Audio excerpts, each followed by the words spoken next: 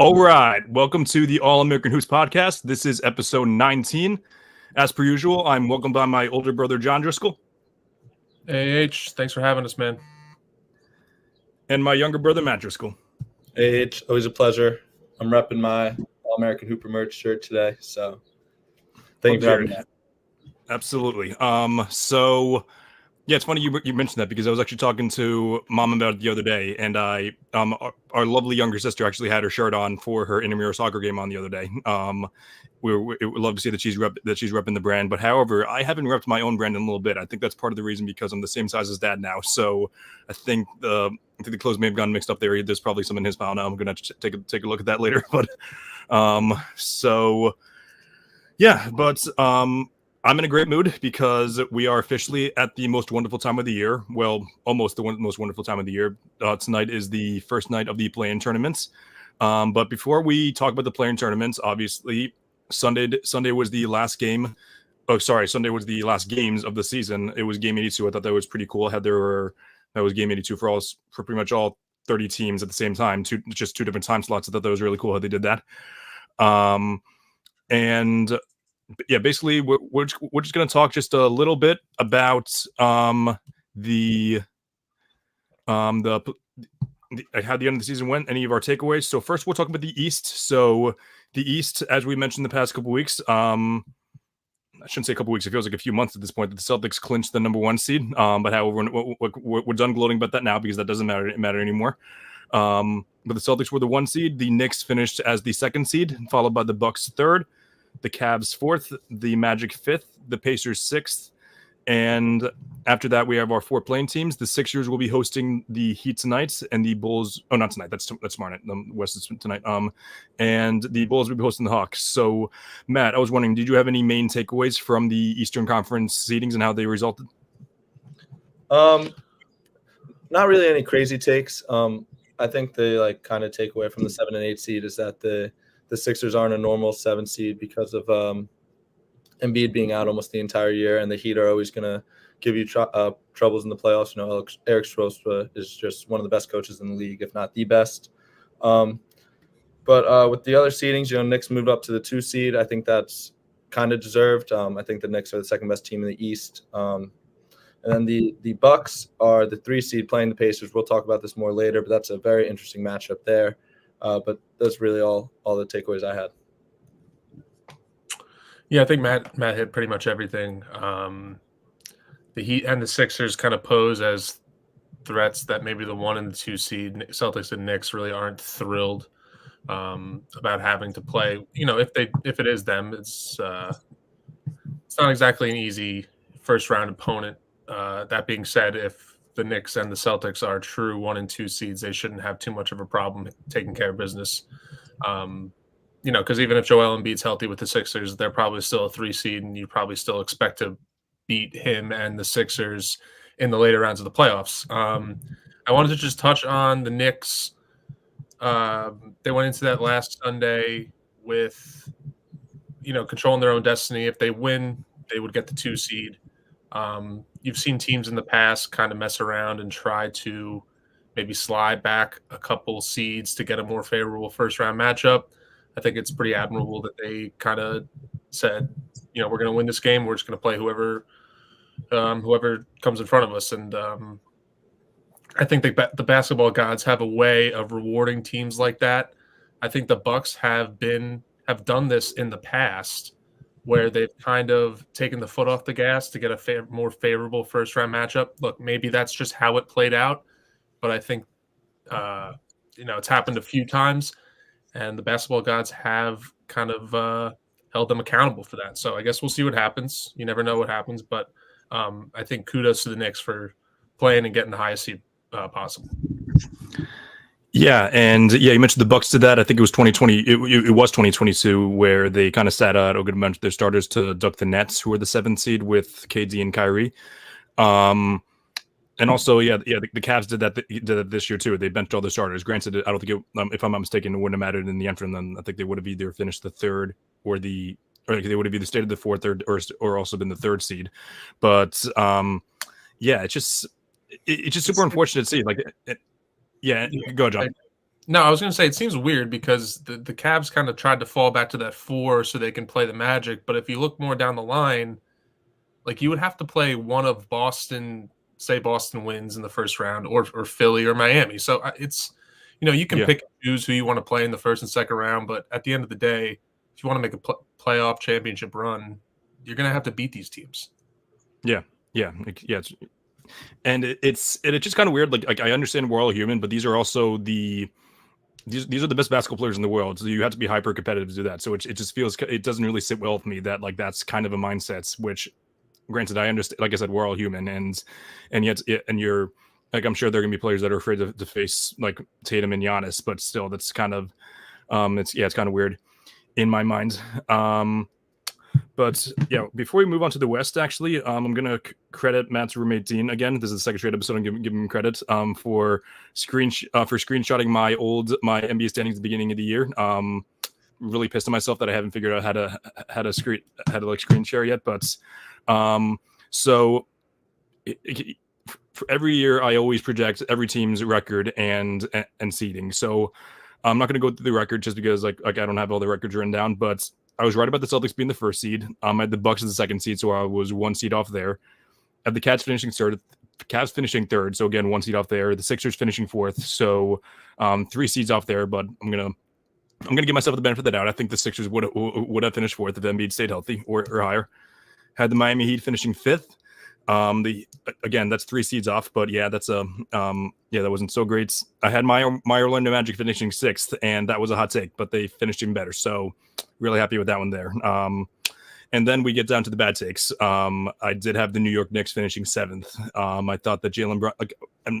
I promise I'm not going to do this every episode, because I did this last episode with John and Matt, I also did this in the episode with Ori. We talked about our awards, but the Knicks have proven me wrong every step of the way. And then I had the 8, 9, 10. I had the Hawks at 8th. They finished 10th. Pacers at 9th. They finished 6th, and the Bulls at 10. So I had the 10 correct playing teams, but like teams that made the postseason. But so I'm pretty happy about that. But also the Knicks and the Heat weren't really the best takes though. Yeah, Chris, I gotta say, Dean going back and finding tweets and screenshotting them from the beginning of the season is an all-time hater activity, and I gotta tip the cap there. As a hater myself, it's impressive. But having all 10 playing in playoff teams is very impressive.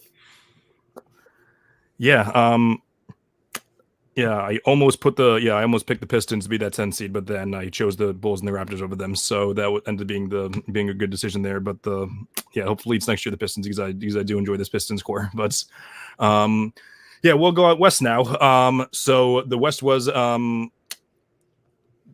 even more so up in the air. I think it was Friday. I think it was by the end of Friday nights. It was the Celtics locked in at 1. The Clippers and the Mavs locked in at 4 and 5, and the Hawks and the Bulls locked in at 9 and 10. But things were completely up in the air in the West. But essentially, it ended up as the Thunder grabbing that 1 seed, the youngest team to ever average age team to be the 1 seed. The Nuggets reigning champs finishing second, the Wolves finishing third, the Los Angeles Clippers finishing 4th, the Mavs 5th, and the Phoenix Suns 6th. And once the playing teams are the Pelicans, the Lakers, the Kings, and the Warriors. So, John, did you have any takeaways for the teams out west? For the playing teams, not much. I think that are we talking seeding or? This is anything. Yeah, it could be seeding. It could be anything regarding the West. Like it doesn't have to be playing teams either. It could be any of those. Yeah, things. I think that the Thunder grabbing the 1 seed is actually a lot more important than people are leading on. The fact that they kind of play I don't want to say loser, but like the lesser of the 7 or 8, essentially, it's important because I think you look at the 2 seed Nuggets, who pretty much wind up playing, they have a high chance of now playing the Lakers, who I think in that group pose as the biggest threat, in my opinion. I think the biggest knock on the Lakers is their ability to stay healthy and consistent. Anthony Davis played 76 games this year. LeBron James is LeBron James. They did this last playoff run. They kind of eked into the playoffs, and then they ran into a couple favorable matchups and just kind of went on a run. So I think that the Thunder grabbing that first seed is important. I think that it's going to be I think honestly it's going to be pretty interesting to see how that 7-8 seed pans out. There's a lot of talent, a lot of veterans, and a young team like the Pelicans can kind of eke in and see what they can do in the first round. But yeah, I'm excited to watch it. Yeah, I think the craziest, biggest takeaway from the West is the top 3 seeds. When the Nuggets lost on Friday against the Spurs, it was obviously a huge upset. But the Timberwolves flashed on their jumbotron that the 1 seed was still available, and the place went crazy. They thought they clinched the 1 seed, but then they ended up losing on Friday, or losing on Sunday, I believe. Thunder kind of snuck in. I felt like it was always close the entire year, but I felt like the Timberwolves and the Nuggets were really the top 2. But Thunder sneak in at the 1. Like you said, John, you think the Lakers are the biggest threat to the Nuggets. I kind of disagree with that. I think the Pelicans are the best team out of the bunch, and I think the Nuggets kind of have the Lakers' number. I think in the last 8 games, kind of the postseason, they're 8-0 against them. But yeah, they swept them last year. So yeah, I mean, if anyone's going to beat the Nuggets in the first round, I think it will be the Pelicans. But yeah, those are the biggest takeaways. I would say that to go off of that, I actually agree with you that the Pelicans probably pose as the biggest threat. I think the Lakers probably have the highest ceiling, if that makes more sense. Yeah, that's a fair take. But you're right to say that the Pelicans pose as the bigger threat to the Nuggets. And that being said, I think all 3 of us agree that the Nuggets are probably going to handle business regardless. But yeah, it feels almost disrespectful to that the Nuggets are the first seed, but all of us are still downing them. Because I think that all the playing teams besides the Kings could beat the Thunder in a 7-game series. The Warriors are not likely, but I don't think I would count out Steph Curry just carrying the Warriors in a round 1 series with the help of Draymond Green and not so much Klay Thompson, but maybe Kuminga and company and those guys. I see a world where I definitely see a world where that happens, but I don't think it will happen. I don't even know if the Warriors win tonight. But yeah, that's interesting for sure. Yeah, other than that, there's really not too many surprises. I this is something I didn't realize as well, but again, my Western Conference predictions, I had again all 10 playing teams were correct. I did predict the part of that I'll blame on John Morant. I really didn't think obviously we knew he was gonna be up for at least 25 games. We didn't know he'd be up for the whole season though. But yeah, I had the Nuggets first, but then I had the Lakers second, so that's an automatic turn off that and then the Clippers third, so 1 seed away, the Suns fourth, 2 seeds away, the Warriors fifth, 5 seeds away, Wolves sixth, that's 3 seeds away again, the Mavs 7, 3 seeds away, the Kings 8, 2 seeds away, Pelicans 9, 2 seeds away as well, and then the Thunder 9 seeds away. So all 10 teams, but however very far off for pretty much all of them. So yeah, again, shout out Dean for going through my whole business and seeing all that. It's hard predicting. I think it's just as impressive that you picked the actual teams. It's hard to especially get it down to the number, especially given all the injuries and emerging stars and stuff like that. Yeah, I appreciate that. Yeah, but I still think the worst take that we'll do All-American Hooper / Chris Driscoll bad takes, especially on PrimetimeSportsTalk.com, because last year my worst take was the Heat being the losers of the trade deadline because they didn't have a shot at going on playoff run. This year's bad take was predicting that Wemby would win Rookie of the Year over Chet, but not because he'd be better, but because the Spurs might have a better record than the Thunder. So I think that's my bad take of the year, but there could be some others. We'll see down the line. If they need help finding those bad takes, I will more than likely supply them. And I don't think I'll have to ask you for that either. So, and you'd be happy to help. Cool. Yeah, I'm sure. Yeah, with that, we will move on to the breakdown of the play-in tournaments. We'll start off East, but yeah, we'll start off with the West now since those games are tonight. But tonight is the opening night. First, we have the 7-8 matchup of the Pelicans versus the Lakers. Now, the Lakers blew out the Pelicans on Sunday afternoon. It was in pretty brutal fashion, honestly. and I was someone who was extremely high on the Pelicans heading into both heading into the season and or maybe not so much heading into the season, but definitely like the last like month or so. I thought that they were clearly on their way up, and they were like a potential threat to make like a conference finals run. Both of you mentioned how you could think the Pelicans could beat the Thunder. I thought that too, but however, I think the past couple weeks kind of showed that maybe they're not so much for it. But Matt, I was wondering maybe you could give either your prediction and also your breakdown of your just overall takeaways from the game of what might happen. For Lakers Pelicans, I really like the Pelicans. I think they're the best team out of the 4 play-in teams. So I have them beating the Lakers tonight. I don't think this will happen, I should say. Let me clarify. But maybe the Lakers look at it as, the Nuggets kind of have our number. Maybe, if we're down big early, we take the night off and hope for the best. But I don't think that will happen because, they could just lose the game on, I think it's Thursday. But, yeah, I have the Pelicans beating the Lakers. And, sorry, did you ask for the Warriors-Kings one as well? No. We'll do that in a little bit. Yeah. Sorry. Go ahead, John. Yeah, I also have the Pelicans over the Lakers. I know I mentioned that the Lakers have a higher ceiling, but Anthony Davis left the game on Sunday. Granted with I think they were up like 30 or something like that, but he had back spasms. So I don't know what the Lakers are reporting on that. I'm not sure if he's 100%. I'm sure he'll be fine to play, but definitely a little banged up. The Lakers are the only team in the Western Conference playoffs right now that are under 500 on the road, and they're playing in New Orleans. So I think I looked up the line earlier. The Pelicans are home dogs, plus 1.5. But I do like the Pelicans in this matchup. I think they're healthier, they're at home, and I think they might be a little hungrier.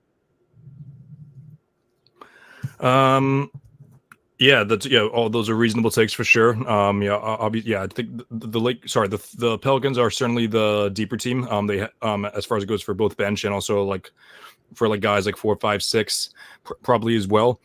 I do, however, think the Lakers are going to take care of business tonight. I just think that it seems like that like every year, like LeBron and AD just like roll into the play-in tournament. They just want to get out of it quickly, and I do think that maybe I'm not going to expect so much of a repeat on Sunday, but I do think that I'm expecting LeBron to have a great night. Same thing with AD. Zion might be the X factor in this game, but yeah, he played awful on Sunday. I think it's going to take a little more than just him playing a great game in order for them to come back. So I'll take the Lakers in this game, but I'll say maybe just Lakers in a like 5-6 point, 5 or 6 points. That's what I'm thinking.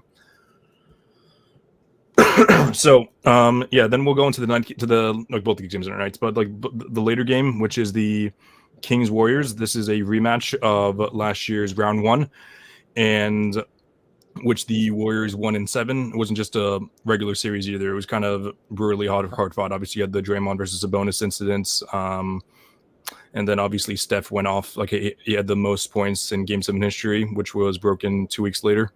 And then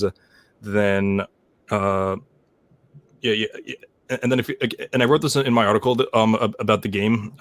It feels like the Kings were, because like I thought the Kings were like one of the more disappointing teams this year. One thing I didn't realize is that last year they're the 3 seed and they had 48 wins. This year they're the 9 seed and with 46 wins. So they lost two more games, and they fall us down 6 spots. That shows you how deep the West is, and also how just like razor thin the margins were as well. So John, any takeaways from what you think might happen tonight with those games? Yeah, I've really gone back and forth a lot on this. I will say I think a healthy Kings team wins this game, but I think they have Malik Monk and Herter out, right? So I lean more towards the Warriors just based on overall health. I will say that if Fox gets going, and he's known to get going early, if he can continue that throughout the game, the Kings have a chance. But if I were to put money on it, I would lean more towards the Warriors, but I think it'll be a good game. Yeah, John, basically the same take. I do think the Kings healthy would beat the Warriors. I am unfortunately going to pick the Warriors, not because I think they're a good team. I think they stink. I really do. I think they're going to get absolutely killed the next night against the Pelicans or Lakers. But Kings are banged up. They're 4-6 in the last 10 compared to the Warriors 8-2. Maybe the Warriors figure something out. But I have the Warriors winning this one strictly because of injuries.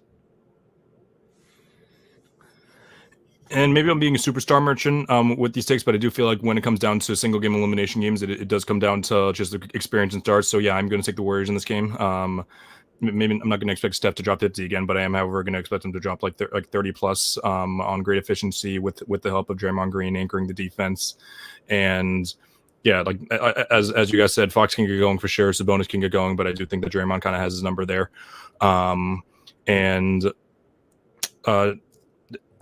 I wrote it down in my article, but like, yeah, any of you guys remember the odds on that game?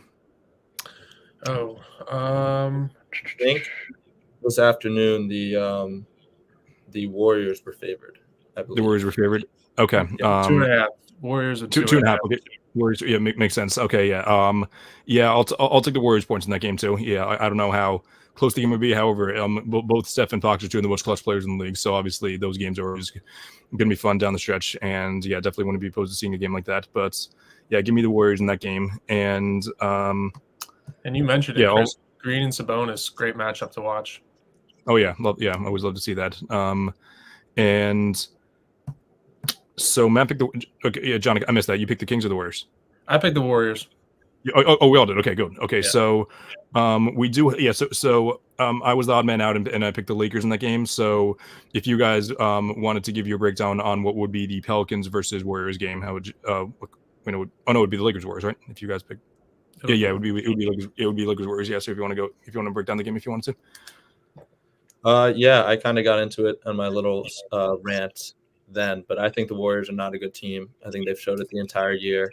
I know Draymond's been out, but I think they're a little old. Their time is done, so I have the Lakers beating them, and I trust LeBron in a single elimination game.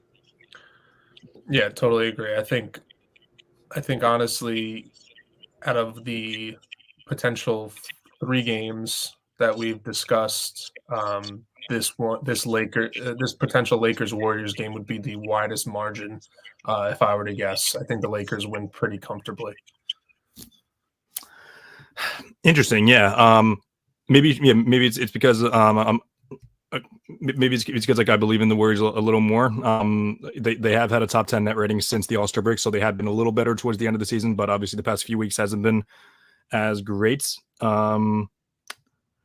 And sorry, I just got a list from Johns. They picked the 12th Olympic player, so I'll look at that later. But it's as far as it goes, I would take the Warriors over the Pelicans in an elimination game. I do think that Steph is a little more experienced.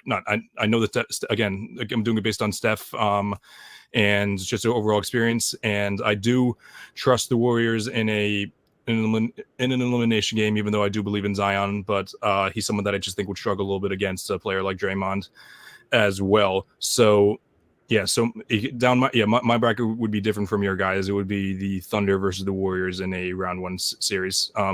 See both you looking down. Did you get the alert? Did you see what it was? Yeah, is this breaking news on the pod? I think so. Pod history. Wow, I'm happy to be part of it. But yeah. I believe Anthony Davis was on the original roster, correct? Oh, he wasn't? I thought he was.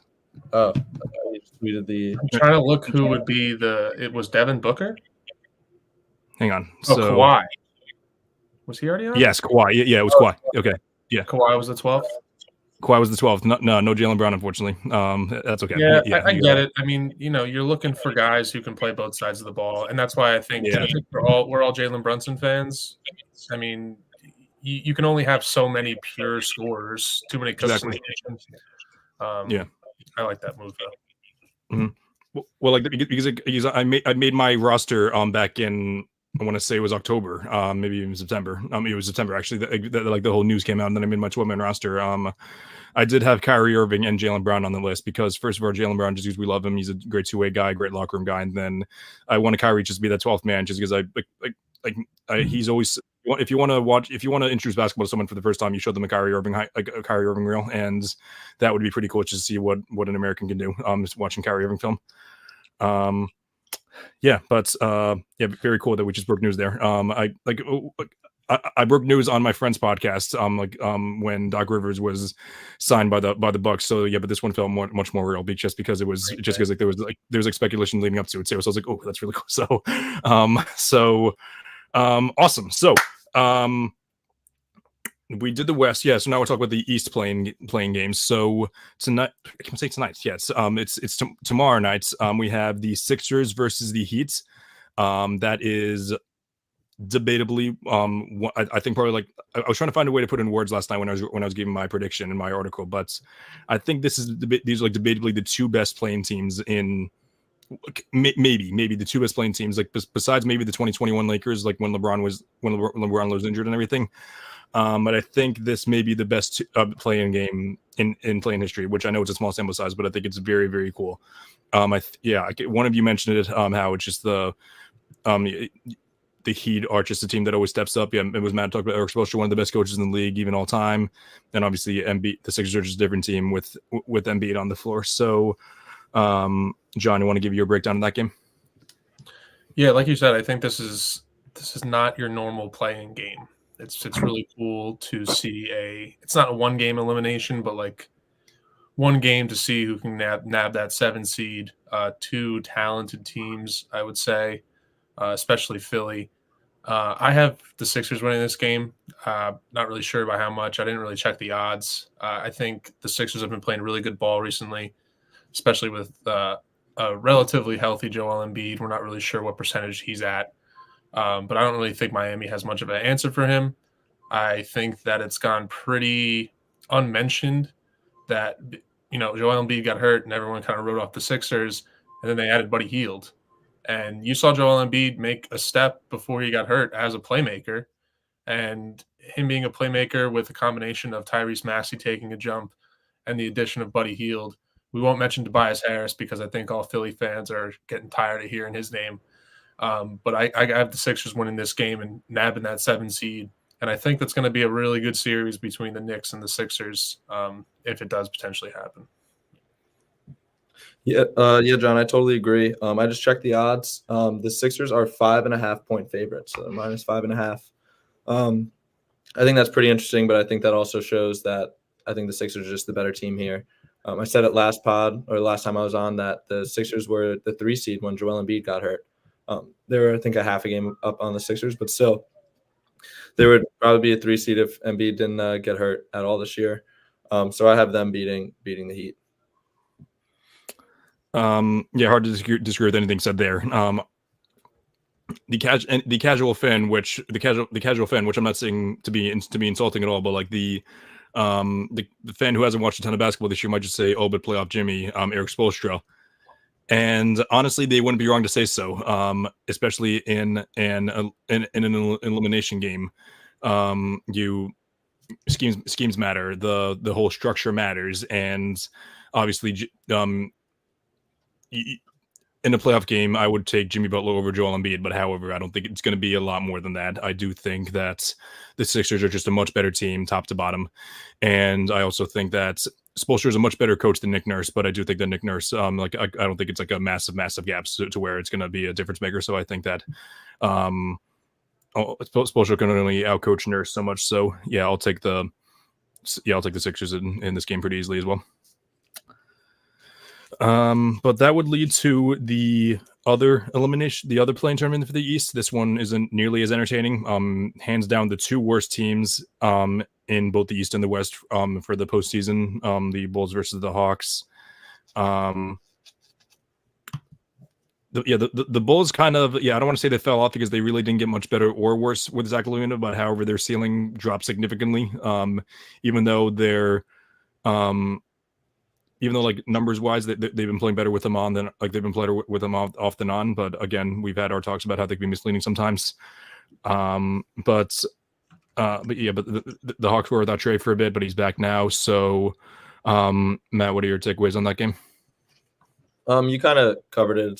I'm not like thrilled to watch this game. I think both teams aren't great. But when it comes down to it, I've like the whole year I've just had the Hawks on I guess not a tier above, but I've always just thought they were better than the Bulls. I have never really taken stock into the Bulls, even with Zach LaVine healthy.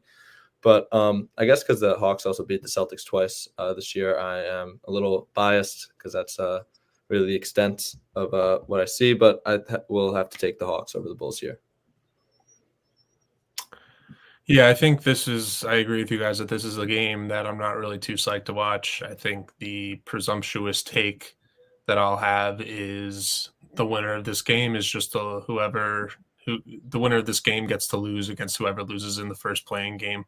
Because I think the Sixers and Heat are one or two tiers at least above both of these teams. I know Chicago, I was looking at it before, Chicago's 3-point favorites, which I was pretty surprised about. I am going to lean Chicago, actually. I know DeMar DeRozan's not exactly a playoff riser. I do like his game. I do think the Bulls are kind of poised as a pretty interesting matchup for the Hawks.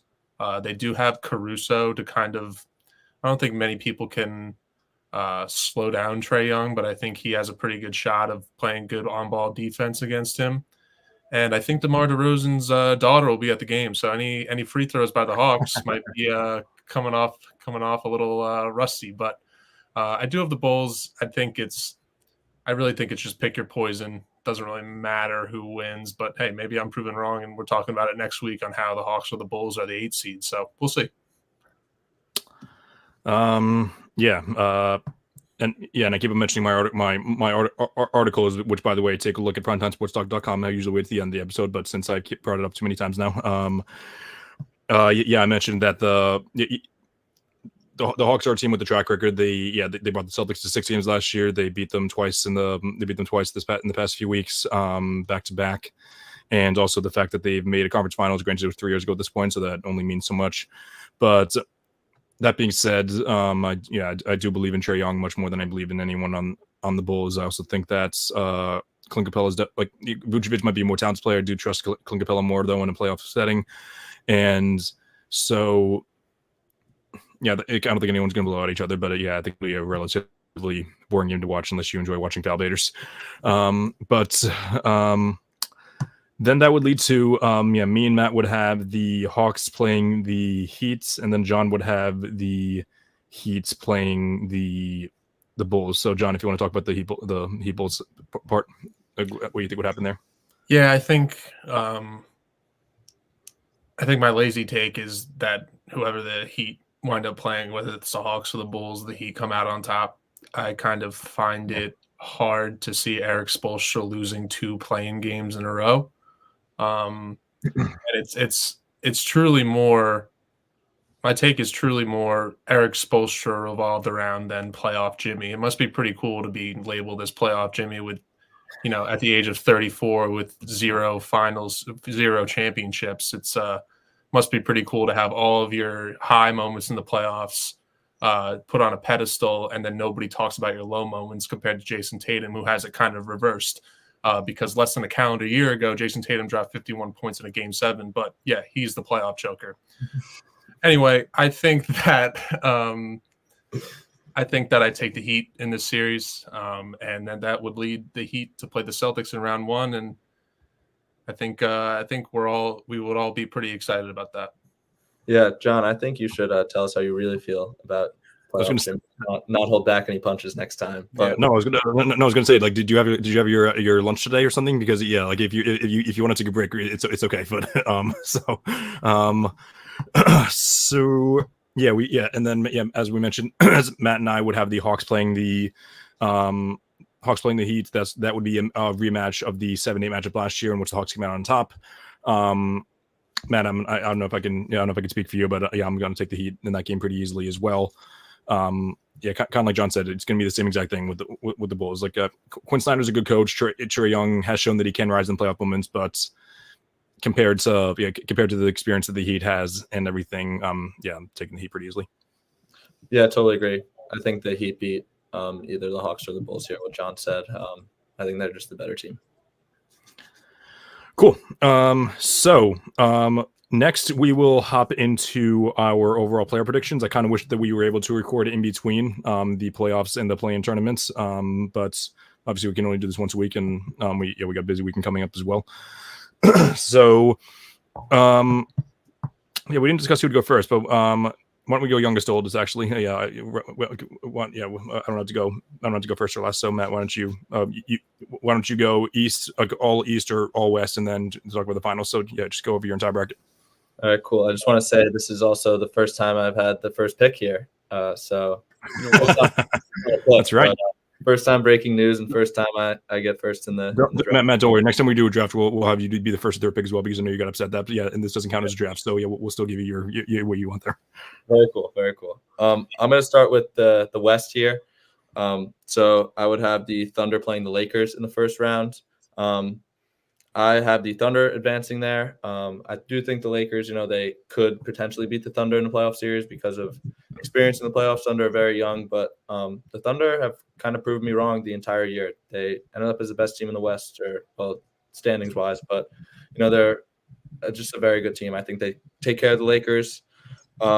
In 6, I have the next series. I'm going to talk about the Clippers Mavs. I think this is the best series in the first round, either on the East or the West. And I have the Mavericks beating the Clippers in 7. Then the Timberwolves Suns. I think this is going to be a better series. Me and John were kind of talking about this earlier. I think this is going to be a pretty good series, actually, but I do think the Timberwolves are going to squeak by the Suns. And then I have the next game would be Nuggets Pelicans. I think the Nuggets are just going to handle the Pelicans. I do think the Pelicans are a good team, but I think the Nuggets will win in 4. And sorry, do you want to go round by round, or am I just? You can go. You can go the entire West, and then talk about your entire thing. Yeah. Yeah. So then I would have the Thunder and the Mavericks. I have the Mavericks beating the Thunder. I do think the age of the Thunder will eventually catch up to them. I do think they're a good team, but I have the Mavericks beating them. They've been playing very, very well, as much as I hate to admit it. Luka and Kyrie are turning into a very, very good duo. And then I would have the Timberwolves Nuggets. I do think this is going to be a better series than people think. I think it will go 6 or 7 games. So because I want to watch more basketball, I'm going to say the Nuggets are in 7. So my conference finals is Nuggets Mavericks. And I have the Nuggets winning in 5 or 6. I kind of have, besides the Timberwolves series, I have the Nuggets kind of walking their way to the finals. I think they're the second best team in the league behind the Celtics, the defending champs. They proved it last year, so they are my finals pick. And should I do the East now, or should we? Go ahead. Yeah, go ahead. Yeah, you can do the East. Yeah. So my 8 seed prediction was the Heat, and they would be playing the Boston Celtics. I have the Celtics in 5. I think it will be close games because the Heat play close games. But I do have the Celtics handling their business and winning in 5, and I hope Bam or Jaime Jaquez don't injure any of my players. Then I have Cavs Magic. Cavs are the 4 seed, but I'm going to ride the All-American Hooper agenda with the Magic and pick them. And then it's Bucks Pacers. This is kind of a hot take, but I don't think the Bucks are that good. Giannis is out for a couple games in the playoffs. I think Dame's play style won't translate well to the playoffs. I don't know. He's another guy that has the playoff Dame label. I just don't understand it. I have the same amount of wins past the second round as Damian Lillard does in his career. So I have the Pacers beating them. And then it's Knicks Sixers. I think this is also going to be a good series. I think the Knicks are just a better team, though, so I have them in 6. And then I have the Celtics beating the Magic in the second round in 6 games. Celtics always have a tough time versus the Magic, so that'll be a pretty good series. And then I have the Knicks beating the Pacers also in 6 games. So I have Celtics Knicks in the Eastern Conference Finals, which will lead to the most toxic environment in my apartment as possible, living with 2 other Knicks fans. Luckily, you'll be moved up by then. Oh, wow. Thanks, Chris, for reminding me. Sorry to bring that up. Yeah. Yeah. So then I'm assuming this might be everyone's finals, Celtics Nuggets, but I have the Celtics winning in 7. I think that's going to be a very, very great series, but I have the Celtics on top. What's your tiebreaker point total? I had, I think, 213. Okay. Cool. So yeah, I'll give my bracket now. So yeah, I'll do just like Matt did. I'll go out west first. So I would have the Thunder over the Pelicans a couple weeks ago when I had the Thunder as the sixth Thunder with the 1 seed. My entire thing was if the Thunder end up as a 3 seed, the Pelicans matchup as the 6 seed, I'd have the Pelicans winning. But however, since the Thunder jumped up and the Pelicans dipped down, I'm gonna have the Thunder winning that series. I have the Thunder winning in 7 games. 1-8 matchup going to 7 games certainly is unheard of, especially with the Celtics in 08. The Clippers versus the Mavs. The Clippers were my pick to make the finals. I also think that's not the reason that I'm picking the Clippers over the Mavs, but I just do think that they're a better two-way team.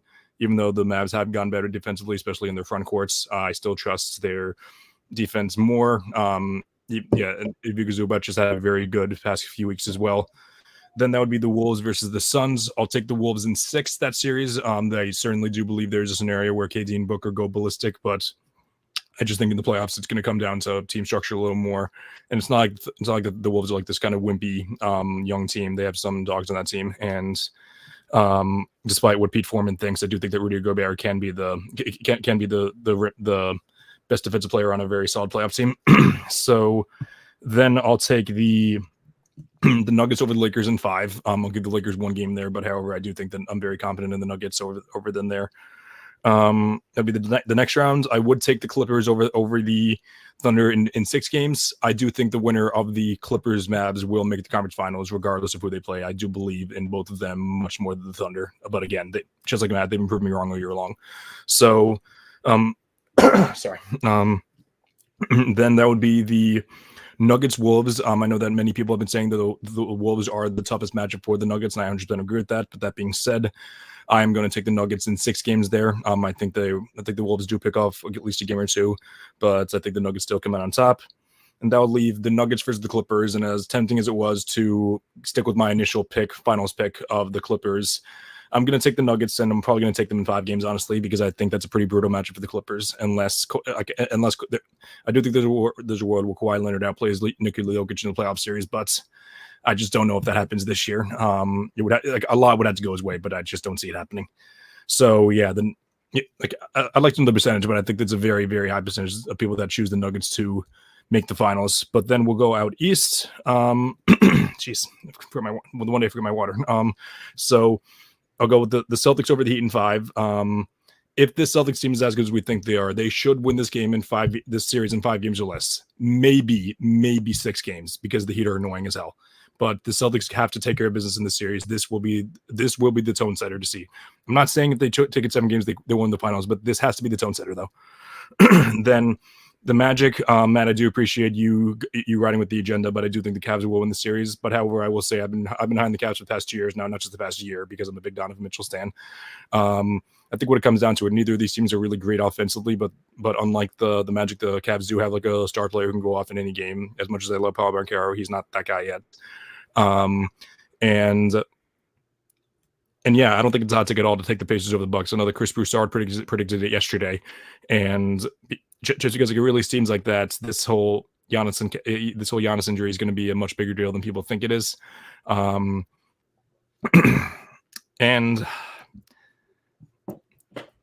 the Pacers should, the Bucks, I don't want to say they should be able to win this game without them, but hey, John, nice.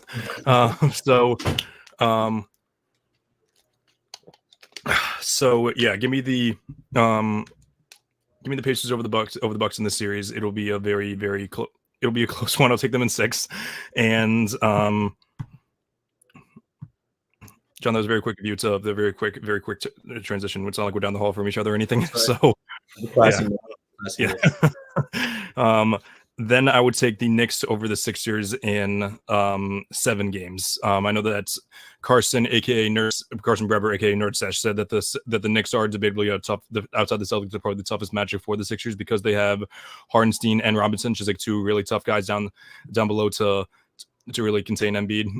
And I definitely agree with him there. Then that would be the second round. Again, I'll take the Celtics over the Cavs in 5. Knock wood, the second round is, as of now, seems to be a little bit easier than the first round, depending on how things match up, which that's what it looks like as of now. And Then for the for the bottom bracket, I would take the Knicks over the Pacers in 6 games. I don't really believe in the Pacers at all, unless Siakam hasn't really been an elite playoff performer since really Kawhi was there, because even in the bubble he wasn't really that great. But yeah, then it'd be the Celtics Knicks each conference finals. And let me just say, I would, as someone who's been as low in the Knicks the past 2 years and been overachieving, I really just again, they need to take care of business here. I'm going to say in 6 just to be conservative, but they need to win it. I'm not saying they need to just totally clobber them every single game, but they just need to take care of business, because they kind of danced around. That's been their thing the past couple of years. It's just, pardon my French here, but it's almost like the whole fuck around and find out thing. That's what it's been. So that would lead me to the finals of the Celtics versus the Nuggets. And yeah, same thing as Matt, Celtics in 7. They're gonna have to find other ways to beat the Nuggets besides having Tatum outplay Jokic, because I don't know if there's a world where Tatum can outplay Jokic in the playoff series, but there is a world where Jaylen Brown can outplay Jamal Murray. There's a world where Porzingis plays better than Michael Porter Jr. Not only do I think that there's a world that happens, I think that needs to happen. I think that should happen. But in a dogfight series, I'm taking the Celtics in a very, very tight, very, very hard fought series, one of the best finals of all time. All right. So I think some of our I guess a good chunk of our brackets are all a little bit similar. Starting out on top of the West, I have the Thunder over the Lakers in 5. I think the Lakers just don't match up well with the Thunder. I think the Thunder are much more young, much more versatile. I think they take care of business and handle this series pretty quickly. Clippers Mavs, I am going to go with the Clippers in 7. I think this is going to be, like you guys said, one of the best matchups in the entire playoffs. I think that it's hard to go against playoff Kawhi. Luka and Kyrie have been playing out of their minds recently, so I think that's why the series goes that far. But ultimately, I do have the Clippers winning. Back down to the Timberwolves Suns, I kind of went back and forth on this more than I would like to admit. It's tough to go against playoff KD sometimes. And Devin Booker's had a really good year too. I think I've heard Bradley Beal's name about 4 times the entire season. I don't even know if he still plays for them. But that being said, I do have the Timberwolves winning. I think with a healthy Karl-Anthony Towns, a healthy Rudy Gobert, and Anthony Davis playing defense on the perimeter definitely helps them. And I think I have them winning in 6. And then just going down, I think we have the Nuggets playing the Pelicans. I have the Nuggets taking care of business in 5. I think they're just on a separate tier than, not only the Pelicans, but most of the West. So I do have them winning that series pretty comfortably. And did you guys went through the West and then went fully to the East, right? Correct. Yep. Okay. So then leading to the Western Conference semifinals, we would have the Thunder and the Clippers. I have the Clippers winning this series in 7. I think this is an excellent matchup too. I think that the Clippers have the perimeter defenders to battle Shea. Kawhi, Paul George. I think they have the versatility to win this series. I think they might have problems down the stretch with Chet maybe. And the Thunder are such a well-rounded team that it's going to be a really great series, but I do have the Clippers winning this in 7. And then that brings you to the Timberwolves and Nuggets. Like Chris, I have the Nuggets winning in 6. I think the Timberwolves are going to steal 1 or 2 games. But like I said earlier, Nuggets are just on a completely different tier than these teams. I think the Timberwolves are a little young still too. Granted, Rudy Gobert is a little older, but, guys like Ant Edwards, maybe a year or 2 away from really making a competent run to the finals. And then that brings us to the Clippers Nuggets. I think the Clippers match up really well against teams like the Thunder and teams like the Mavs. Not really sure they match up well against teams like the Nuggets. You have, like I said earlier, Kawhi and Paul George play really good perimeter defense. I don't think they have a single answer for Jokic. Maybe they could try to handle Jamal Murray a little bit, but at the end of the day, I think Nikola Jokic takes care of business and wins this series pretty comfortably in 6. But I guess we'll see how many games it would take. And then we'll go down to the East, which I think is getting the East is kind of gotten almost underrated in a sense. I think everyone thinks the East sucks. I think there are a lot of great teams in the East that could make a run and could challenge Denver in a potential finals matchup. So just starting at the top, we would have the Celtics playing the Heat. I have the Celtics beating the Heat in 5. I think that they're going to come out fired, ready to go. The Heat have had their number despite 2022. I know fans like us, we're sick and tired of hearing about the Heat and playoff Jimmy and all these guys. We're tired of it. And I can't imagine how tired of it Jaylen Brown, Jason Tatum, Al Horford, these guys must be hearing about this. So I think they come out with a vengeance. I think they take care of this series in 5 and send Jimmy Butler home to an early vacation. Then the next series is the Cavs and Magic, excuse me. I have the Magic in 7 here. Like AAH, I've always been pretty high on the Magic. I think almost like the Timberwolves, definitely a little bit less, but they might be a year or 2 away from really, and more like 2 or 3 years away from making a substantial playoff run. I really like Paolo Banchero. Yeah, I have the Magic winning in 7 here. I think the Cavs are a good team, but I know the Magic are probably the underdog in this series, but I have them kind of skating by and earning that matchup with the Celtics in round 2. And I think you guys both picked Indiana over Milwaukee in round 1. Is that correct? Mhm. I have Milwaukee winning this series. I know they said maybe that Giannis was targeting a game 4 return.